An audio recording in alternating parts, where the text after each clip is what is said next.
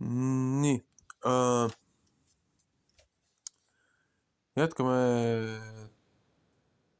Toomas Paul maisematka poolel teel. Leeri õpib täiskasvanutele lugemist 10 käsust. Jõudsime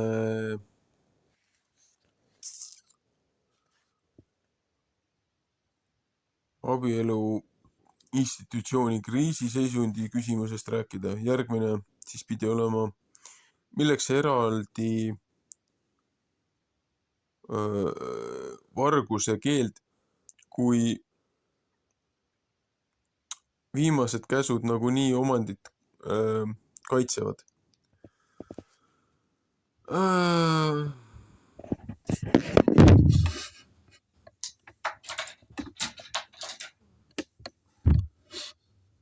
Vaatame, kas ma olen võimeline seda rahulikult edasi lugema.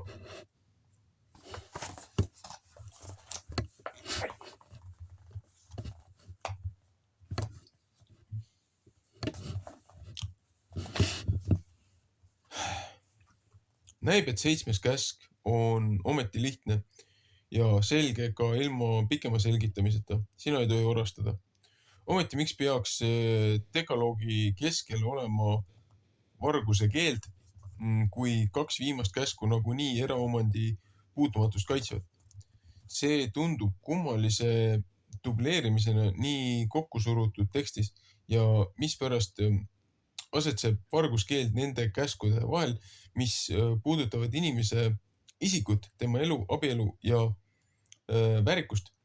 Vastus on selles, et see käsk ei käsitlenud algselt vargust, vaid inimröövi. Kuritegude nimistus, mille eest järgneb surmanuhtlus, on ka ja kes inimese varastab, kas ta tema ära müüb või tema käest leitakse, see peab surma. 2. Moosese 21.16, võrdluseks 5. Mooses 24.7. Seal on sama heebrakeelne sõna, mis meie käsus. Siin on tegemist ligemese varastamisega, moodsamalt pantvangiks võtmise või kidnappinguga. Käsk saab mõistetavaks oma koha poolest ühenduses seeriaga, mis hõlmab juudi meeste põhilisi vabadusi ja õigusi. Siin tarvitatud heebrea verb ganab esineb inimese varastamise kohta otseses mõttes Joosefi puhul 1. Mooses 40.15, võrdluseks 2. Saamuli 19.42, 2. kuninga 11.2, jälle HI. Hisekel? Ei tea. HI. Mul tuli see võrdlus jälle meelde. 27.20. Kuidas varguse mõiste laienes? Üsna varsti on varguse keelu sisu avardunud seda hõlpsamini, et käsus endas ei mainita objekti ja ta on hakanud kehtima koduloomade varguse kohta. 2. Mooses 21.37, 22.3, 11 ning sealt edasi muugi vallasvara kohta. Millegi varguseks tunnistamise eeldus oli, et võetul on mingi minimaalväärtus. Kui sa oma ligimese viinamäele tuled, siis võid sa oma himu järgi viinamarju süüa, kuni su kõht täis saab, aga oma kalitsasse ei tohi sa midagi panna. Kui sa oma ligimese lõikamata vilja juurde saad, siis võid sa oma käega viljapäid katkuda, aga sirpi ei tohi sa oma ligimese vilja külge pista. 5. Mooses 23.25. Võrdluseks Jesaja 28.4.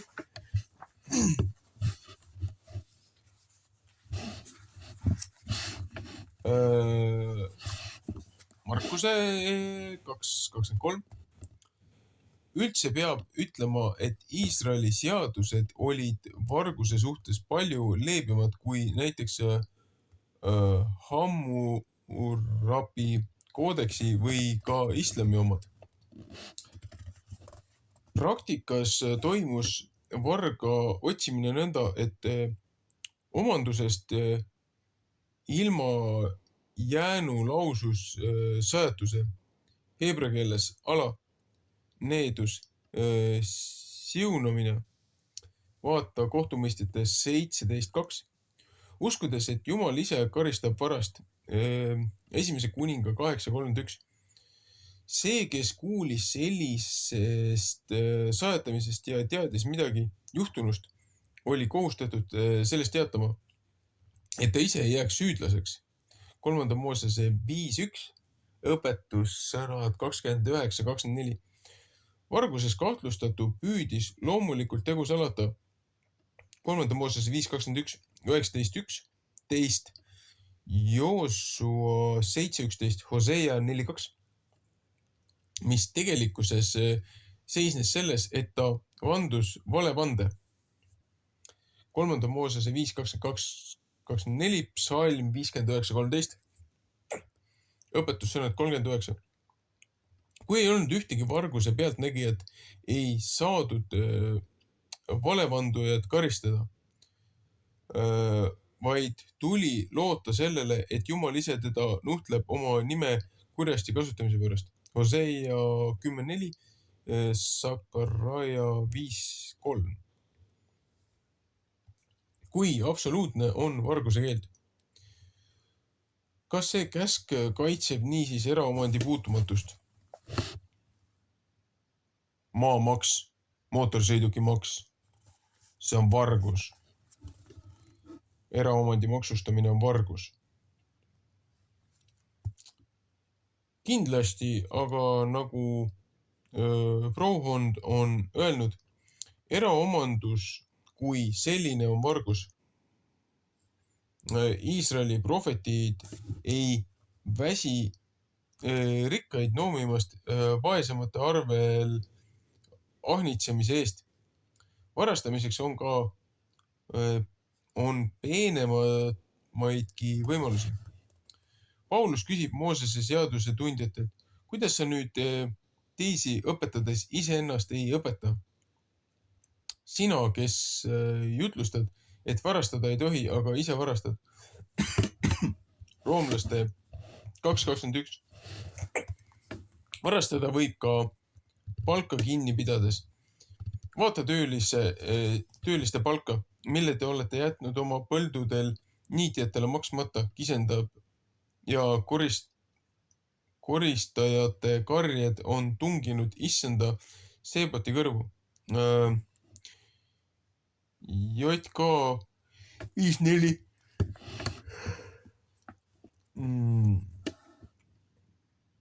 Kuidas koheldakse suuri ja väikseid vargaid? Luther seletab, maailmas on seega lood nõnda, et kes avalikult võib varastada ning röövida, see läheb püstipäi ning vabalt oma teed kellegi poolt karistamata ja talle otsustagu au veel pealegi. Seni aga peavad väiksed salamisi tegutsevad vargad, kui neid tabatakse, häbi ja karistust kandma, et suured võiksid paista õiglased ning auväärsed. Eesti vanasõna ütleb selle kohta. Suured vargad sõidavad tõllas, väiksed vargad ripuvad võllas. Tänapäeva katoliku kiriku ametlikke seisukohti esitavas raamatus lühiülevaade katoliku kiriku õpetusest 1995 on kirjutatud. Jumal on looja ja kõikide rikkuste peremees. Inimene on vaid nende varanduse haldaja. Ta peab andma oma haldustegevusest aru Jumalale. Sellepärast ei saa õigust eraomandusele, ehkki see on seaduslik ja vajalik lugeda absoluutseks. Mõnedel juhtudel peab õigus eraomandile olema allutatud kõikide hüvede üldise otstarbe põhimõtetele. Äärmises viletsuses viibival inimesel on õigus hankida endale hädavajalik teiste rikkusest, sest õigus elule on ülem kui õigus eraomandile. Nälga sureval inimesel on õigus võtta võõrast vara ja ellu jääda.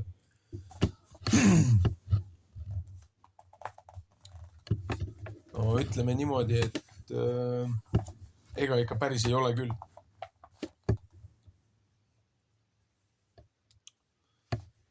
Ennem võiks ikkagi küsida ja muid alternatiive vaadata, kui pargile minna. Kuidas saaks varastamisest lahti? Kuidas siis selle vargusega lugu on? Kas võib ja kuna ning kui palju?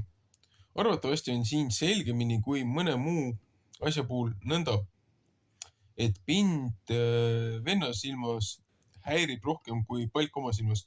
Matteuse 7.3. Kui keegi bussis meie taskust sikutab 5 krooni, siis on see kõigi silmis häbematu vargus. Kui keegi sõidab jänest ja võtab 5 krooni ühiskonna taskust, ei ole asi sugugi nii hull. Selge on aga ka see, et ükski seadus siin ei saa panna asju lõplikult paika. Ei aita viimaselt seegi, kui me iseennast piinlikult jälgiksime, et iial võõrast ei võta. Aitab üksnes see, kui asemele tuleb mingi hoopis teistsugust, kui saamise asemel hakkab huvituma andmine. Paulus õpetab, kes seni varastas, ärgu varastagu enam, pigemini rühmaku tööd oma kätega, soetades vara, et tal oleks jagada sellele, kellel puudus on. Efesus 4.27. Kuidas käib südame varastamine? Kuid seda käsku võib võtta veelgi avaramalt. Ka teisi inimese südant võib varastada. 1. Moosese 31.20-26, 2. Saamuli 15.6. Mis tähendab teise petmist, usalduse kurjasti tarvitamist. Südame, see tähendab informatsioonivargust, tõlgendati hilisjuutluses nii, et näiteks ei tohtinud küsida kauba hinda, kui ei olnud kavatsus seda osta, ega pakkuda teisele kingitusi, kui oli ette teada, et ta neid vastu ei võta. Talmudis väideti, et Toora, Moosese raamatud on suurem kui preesterlus ja kuningavõim, sest kuningavõim on omandatav 30 eesliga, preesterlus 24-ga, Toora aga 48 asjaga. Nende seas on viimane ja pikemini põhjendatu. Kes paneb kuuldud täpselt tähele ja kes ütleb sõna tema ütleja nimel?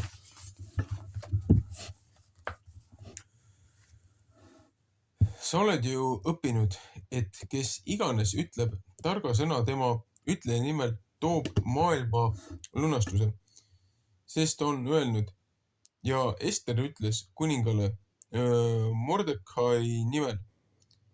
Estrei 2.22. Juudi pärimuses öeldakse alati pikk rida, kes mingi õpetuslause kunagi on öelnud ja kelle kaudu see on edasi antud. Nii peaks ka selles raamatus õigupoolest olema enamiku lausete puhul ära näidatud, kellelt või kelle kaudu ma iga mõtte või lause või pildi olen saanud. Selle lõigu olen saanud Timo Veiolalt. Loodan, et mind natukene vabandab, et siinses õpikus ei saa anda viidete aparatuuri. Kas valetunnistuse andmine käib üksnes kohtukoja kohta? 8. käsk keelab, sina ei tohi anda valevandumist oma ligemese vastu. Sõnavalik heebrea keeles näitab, et eeskiri on rangelt juriidiline.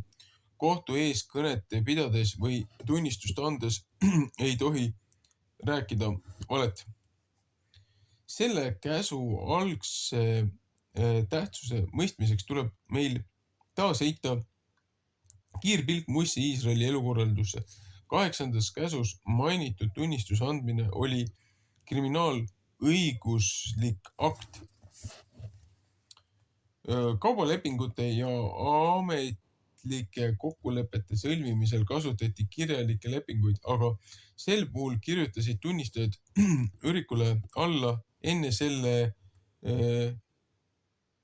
pitseerimist. Jeremaia 3.29 kuni 13.25.44.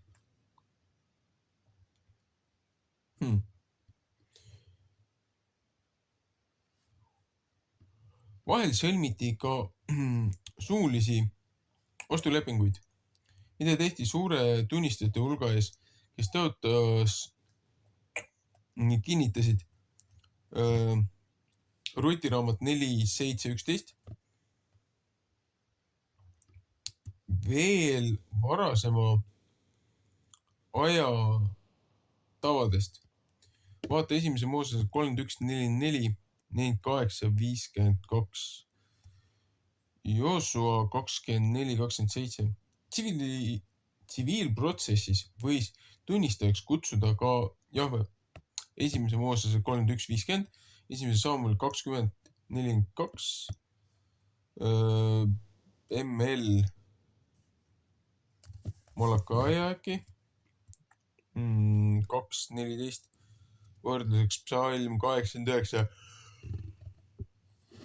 28. Milline oli tollal tunnistaja roll kohtus? Tollal oli tunnistajal ka Hammurapi seadus, sees palju suurem roll kui tänapäeva kohtus, kus tunnistajate üldsusel on pigem täpsustav tähendus. Iisraelis nimelt ei tulnud kurjategija jälitamist politsei või mingi muu sellise ametniku instantsi poolt. Kaebajal tuli ise esitada süüdistus kohtu ees. 5. Moosese 22.14, 1. Kuningate äkki 3.17-21 ja kui võimalik, hankida teisi tunnistajaid. 1. Kuningad 21.10.13. Kuid ka potentsiaalsel tunnistajal endal oli kohustus tõsta süüdistus kuritegudes, mida ta teadis, muidu loeti teda ise nendes kaasosaliseks. 3. Moosese 5.1, õpetussõnad 29.24. Seetõttu vaba Iisraeli mees, kelle põhiõigusteks olid osavõtt kultusest, sõjapidamisest ja õigusmõistmisest, pidi elu jooksul korduvalt olema kohtus tunnistajaks. Tegemist ei olnud niisiis mingi harva esineva situatsiooniga, vaid üsna igapäevasega. Tunnistaja tähtsus oli väga suur ka seetõttu, et varasemal ajal piisas juba ühe ainsa inimese tõstetud süüdistamisest. 2. Moosese 23.1, 5. Moosese 19.16-19. Kuna süüdistatud peeti süüdlaseks, kuni ta süütus oli tõestatud, oli kohtu kätte sattunu lugu üsna tävar. Ilmselt just seetõttu täiendati hiljem seadust, et peab olema vähemalt 2 tunnistajat, kelle jutu langeb kokku. 4. Moosese 35.30, 5. Moosese 17.6, 19.15. Kuidas püüti takistada valetunnistuse andmist? Valetunnistuse andmist püüti iga hinna eest takistada ka nõnda, et valetamise välja tulemisel tabas neid endid surmanuhtlus. Vaata Apokriiva raamatutes Susanna ja Danieli lugu 61. Kui süüdistatav aga surma mõisteti, siis pidi tunnistaja esimesena võtma osa kohtuotsuse täideviimisest. 5. Moosese 17.7 võrdluseks Johannese 8.7, Apostlite teod 7.57. Selliste eeskirjadega püüti tagada tunnistaja ütluste tõsidust, et ta oleks usutav.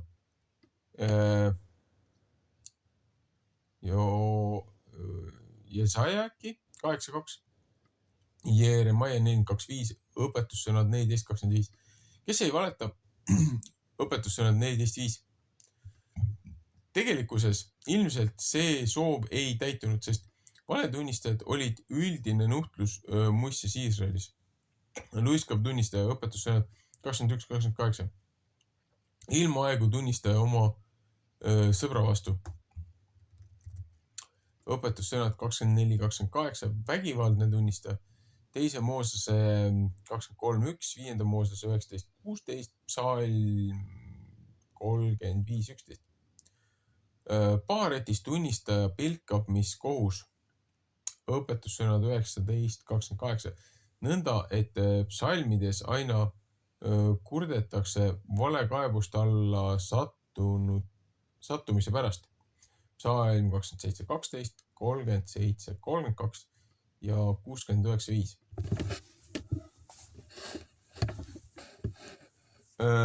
Millised ohud on tunnistajaks olemiseks?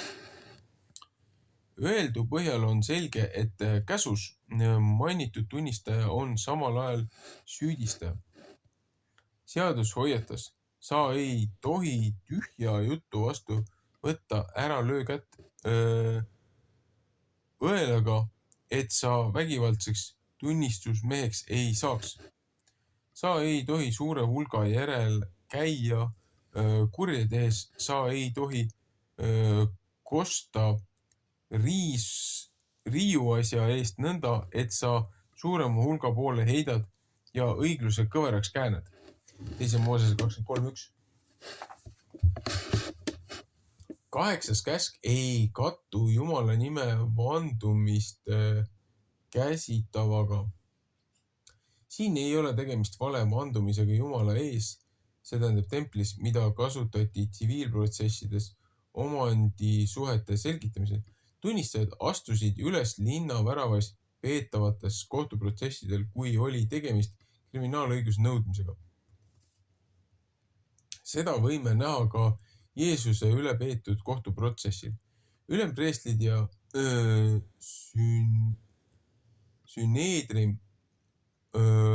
Süneedrium otsisid tunnistust Jeesuse surma mõistmiseks. Paljud tõusid püsti ja esitasid valetunnistusi, mis aga ei hakanud ühte ja seega olid kehtetud.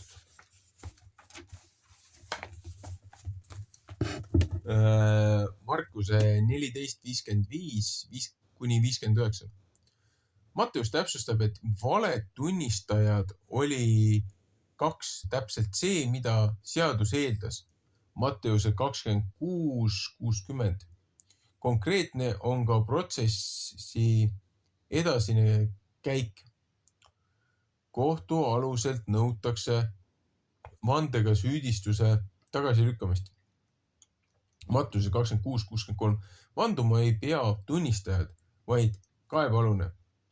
Surmaotsus oleks arvatavasti jäänudki langetamata, kui Jeesus ei oleks ise süüdistust omaks võtnud. Matteuse 26.64. Kas 8. käsk ei keelagi valetamist üldse? Üldiselt, mitte üldse. See käsk ei olnud niisiis üldine valetamise kohta käiv, vaid üpris konkreetne. Valetamist ei peetud muidugi kiiduväärseks. Näiteks kohtumõistjate 16.10, 13, Psalm 15.2, õpetussõnad 38, TN,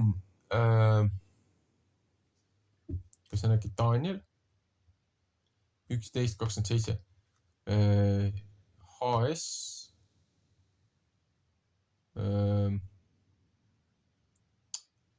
13.19 SF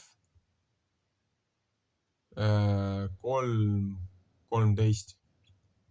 Aga valetamise kui sellise ärakeelamist peakäskude seas ei peetud realistlikuks. Kuid hiljem muutunud olukordades leiti sellele käsule avaram tõlgendus kui pelk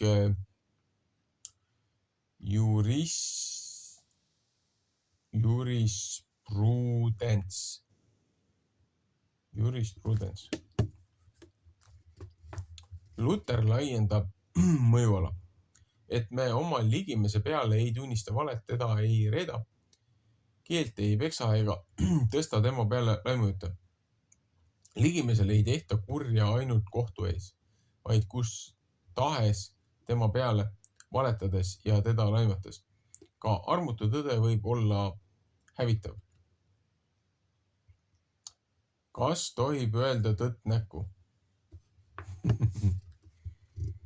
Tõepoolest loosung tõde on tõde iga hinna eest on niisama hävitav kui teine.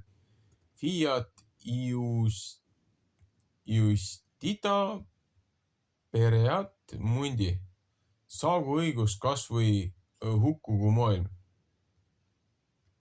Mõistlik. Oletame, et teame ligimese kohta tõtt, mida on küll üsna võimatu uskuda ja ütleme temale seda näkku. See toiming on alati palju muudki peale tõe kuulutamise. Temas on kiitus, laitust, õpetamist, õrritamist, oma paremuse rõhutamist ja paljusid muid tegusi peale olemasoleva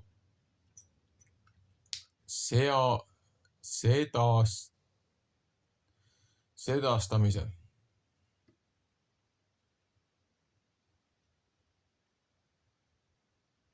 Ja meie ligimene tajub temas veel hulka toiminguid, mida meie ei kavatsenudki. See aga tähendab, et nende toimingute kohta tuleb otsustada, kas nad kuuluvad taotlemisväärsete või taunivate hulka. Sellepärast on Lutheril õigus, kui ta ei pea piisavaks neutraalset tõde, vaid soovitab pigem asja näha ja esitada paremana, kui nad on, vaid et me teda vabandame, räägime temast head ja kääname kõik asjad hea poole. Ja igaüks tarvitagu oma keelt selleks, et oma kaasinimesest parimat kõneleda, tema pattu ja eksimusi katta, vabandada ning teda auga ehtida.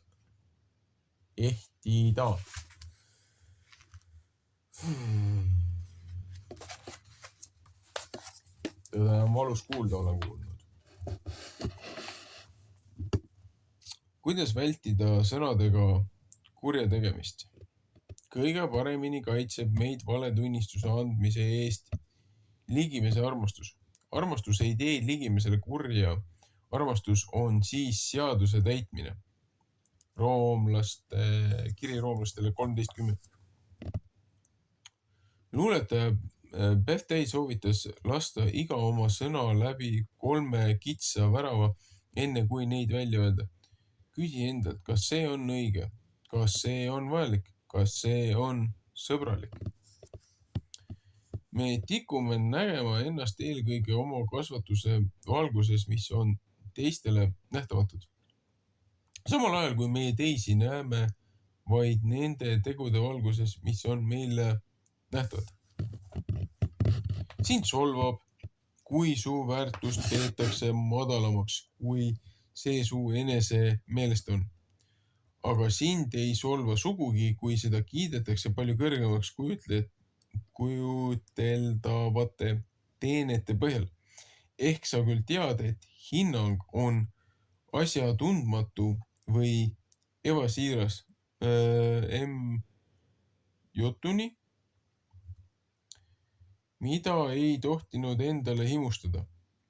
910. käsk ütleb, sa ei tohi himustada oma ligemese koda, sa ei tohi himustada oma ligemese naist, ei tema sulast ega ta ümardajat ega tema härga ega ta eeslit ega mingisugust, mis su ligemese perelt on.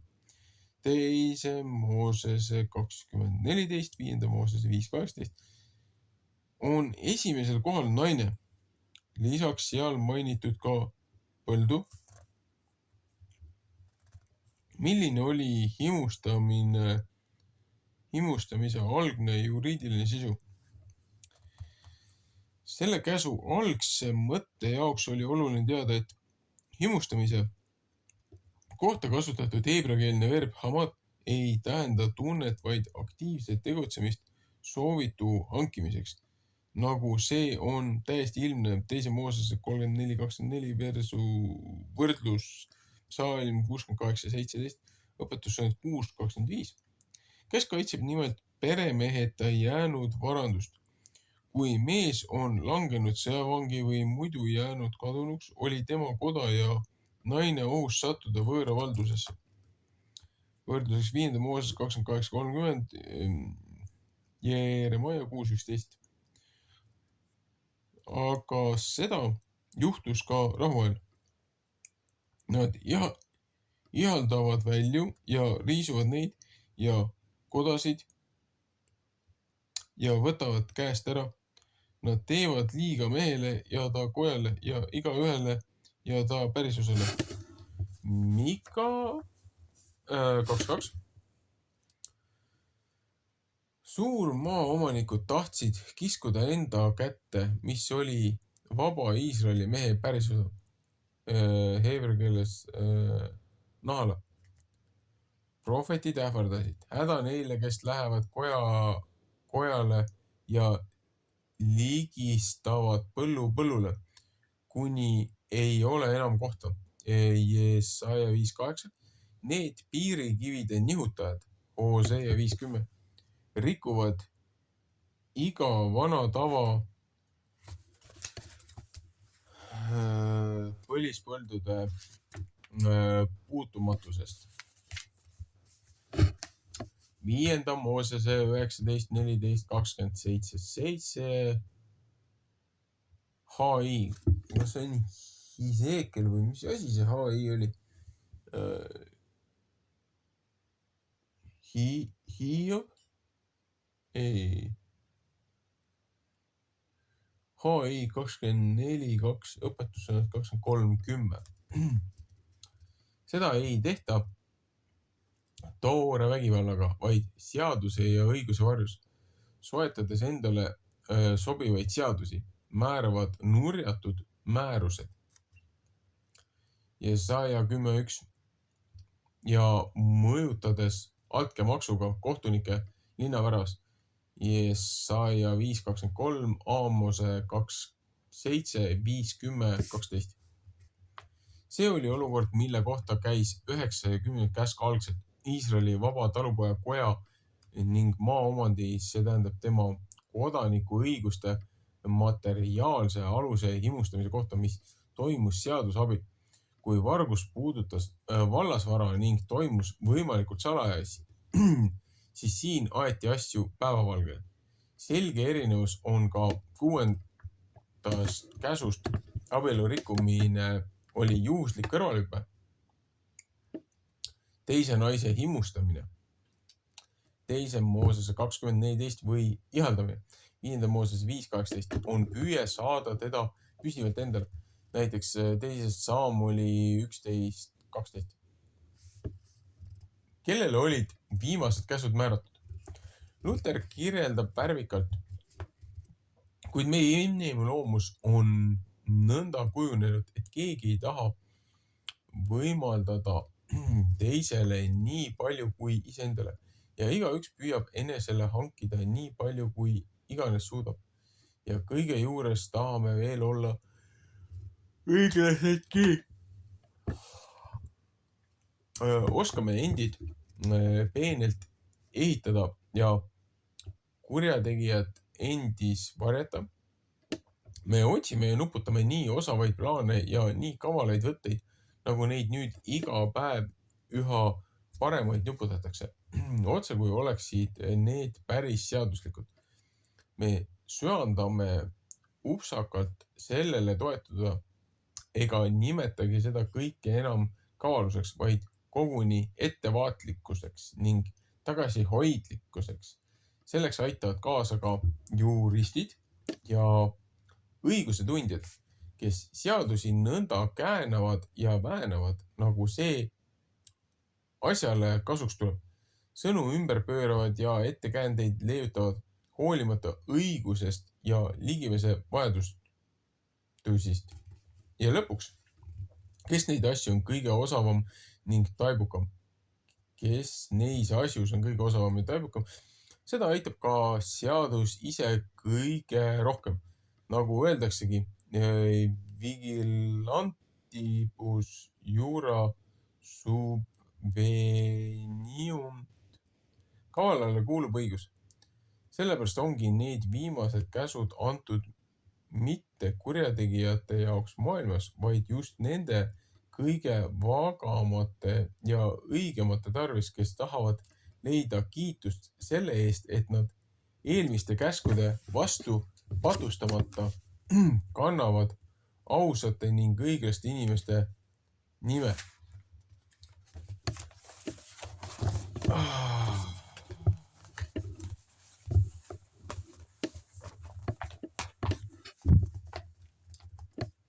Kas praeguseks on käsk aegunud?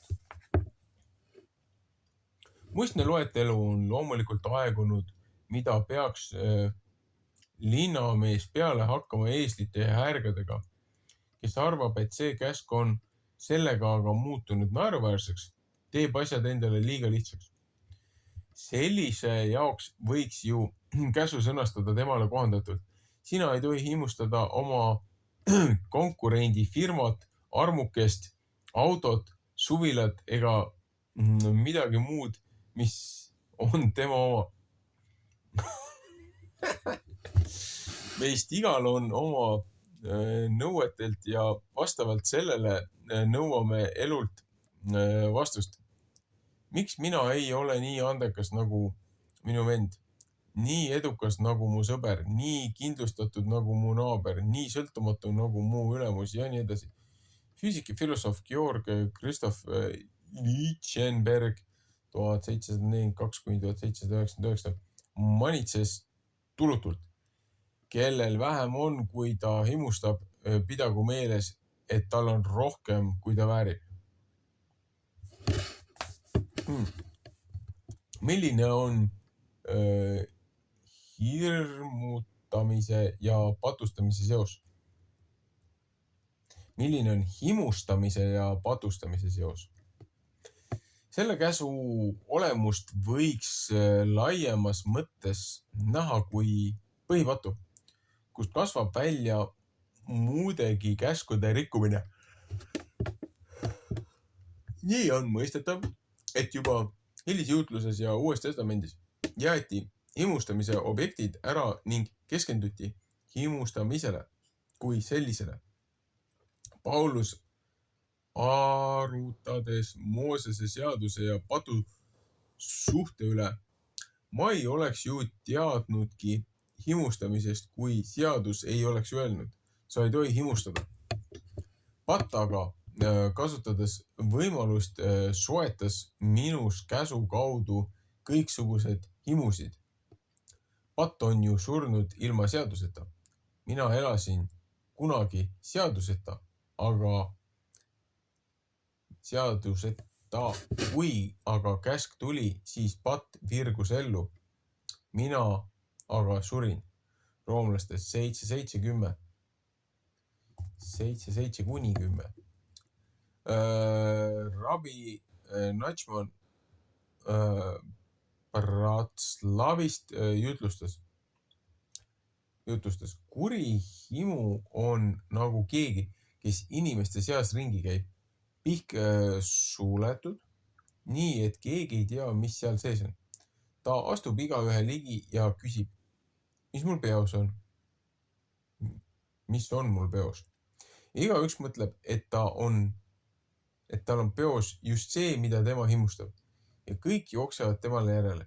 Ja siis ta teeb oma peo lahti ja seal ei ole mitte midagi. Miks ei tohi himustada?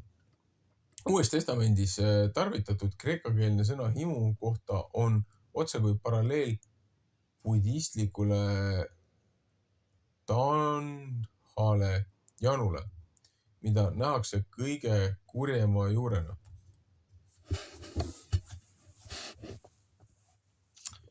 Kreeka keeles siis epithymia, himu, tüvest thymos, süda, ind, himu on iseenesest neutraalne millegi intensiivselt ihaldamine.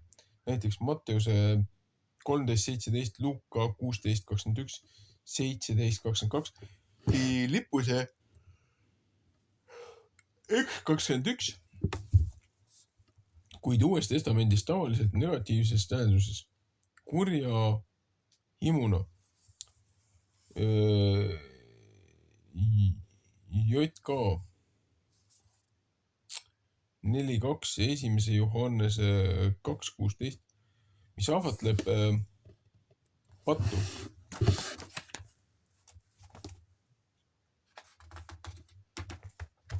Tegema.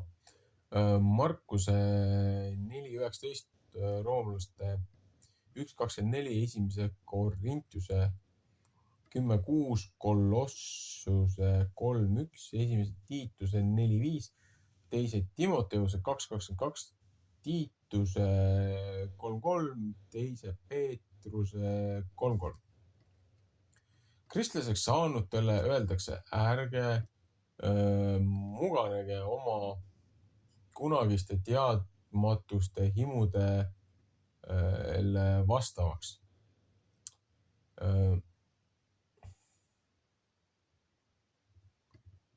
1. Peetruse 2.14. Himud on tingitud teadmatusest. Kreeka keeles agnoia, nõmedus.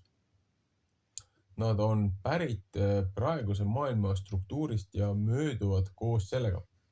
1. Johannese 2.16, aga nad orjastavad Efesuse 4.18 ja hävitavad inimese 1. Timoteuse 6.9.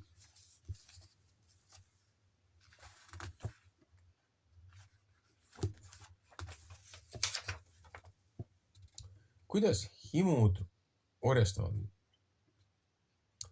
Himud orjastavad teadmatuse abil.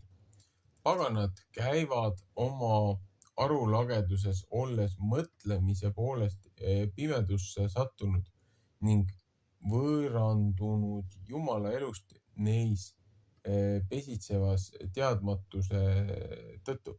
Efesus 4.22. Jakobuse kirjas kujutatakse himu hoorana, kes võrgutab inimese ja kelle ihuvili tütarpatt täiskasvanuks saades omakorda sünnitab surma. JK 1.14. JK ongi siis Jakobus. Pilt ei tähenda, et himu peaks olema seksuaalne, vaid et iga himu käitub inimesega pordiku kombel. Paulus kasutab teist pilti, et teha end arusaadavaks roomlaste 6.19 kreeka keeles anthropinon on inimlikult arusaamispinnal. Pat maksab oma orjedele palgaks või tasuks. Kreeka keeles opsonion on õigupoolest palgasõduri tasu. Vaata Luuka 3.14, 1. Korintuse 9.7. Surma, sest muud tal pole anda. Roomlaste 6.23. Päris hea võrdlus. Miks himustamise teine pool on hirm? Kui meie ka himu nimetaksime kas kadeduseks, ahnuseks või rahuldamatuseks, ka enesearmastuseks, armukadeduseks või kuulsuse januks, alati on selle taga soov saada rohkem. See on tõsi, et inimene on abivalentne oma himus ja hirmus, soovides ja kartuses. See aga, kes midagi ei himusta, ei pea kinni hoidma ka sellest, mis tal juhtumisi peaks juba olemas olema. Ta ei pea muretsema ei selle säilimise ega kasvamise pärast. Kui kaugele aitab 10 käsu järgimine? Käskude pidamine on kõlbeline miinimum. Käsud kujutavad endast ligimese armastuse alust. Nad on esimeseks vajalikuks sammuks teel vabaduse poole. Selle vabaduse lähtepunktiks kirikuisa Augustinius ütleb, vabaduse algus on olla vaba sellistest kuritegudest nagu mõrv, abielu rikkumine, hoorus, vargus, pettus, pühaduse teotus ja nii edasi. Kui kord keegi on vaba nendest kuritegudest, iga kristlane peabki neist vaba olema. Siis hakkab ta tõstma oma pead vabaduse poole, aga see on ainult vabaduse algus, mitte täielik vabadus. Kellel on vaja 10 käsku? Paulus ütleb väga selgelt, kuidas me peame võtma 10 käsku. Moosese seadust pole seatud kõigile, vaid ülekohtusele ja tõrkujatele, Jumala kartmatutele ja patustele, nurjatutele ja labastele, isa ja ema tapjatele, mõrtsukatele,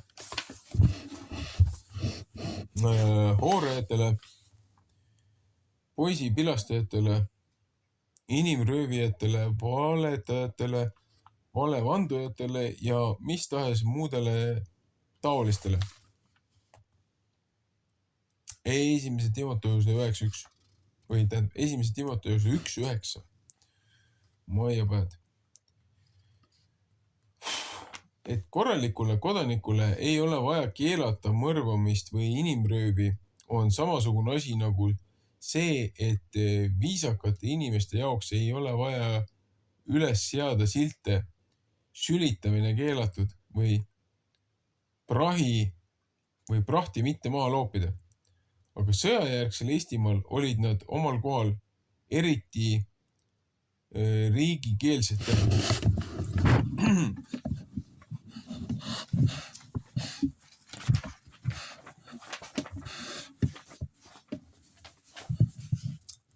Kas mõni võib väita, et tema ei ole ühtegi käsku rikkunud? Kui keegi väidab, et ta pole mõtteski eksinud dekaloogi käskude vastu, siis ta sellega väidab enesel puuduvat kujutlusvõime või suutmise vaadelda oma kujutlusi. Võib-olla eksimus ei seisnegi kujutluses, vaid selle tõrjumises enda seest. Teadvustamata tungid on kui näljased teemonid.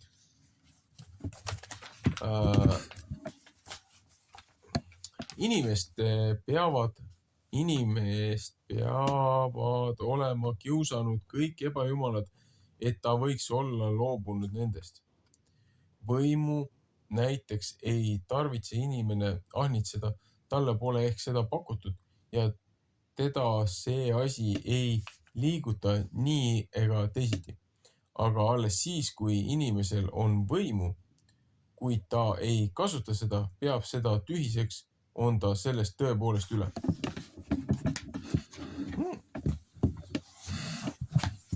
Kuule, see asi läbi huvitavaks. Kas mõtted ja soovid ka midagi loevad? Arvame, et maailm, mida kogeme, võrdub maailmaga, milles tegeleme. Kuid arvestades muude loomadega on see ülikahtlane.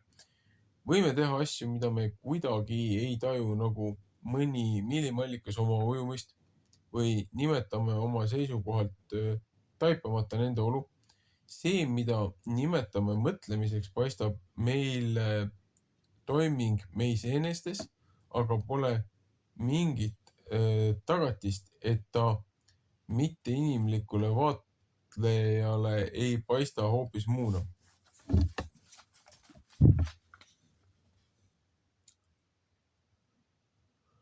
Just sellepärast pole naeruväärne väide, et mõtelda head midagi muudab maailmas, et ehitame sellega midagi. Meie soovidki võivad olla väga konkreetsed toimingud maailmas, mida me ei taju. Hoopis olulisemad kui meie teod meie kogetavas maailmas.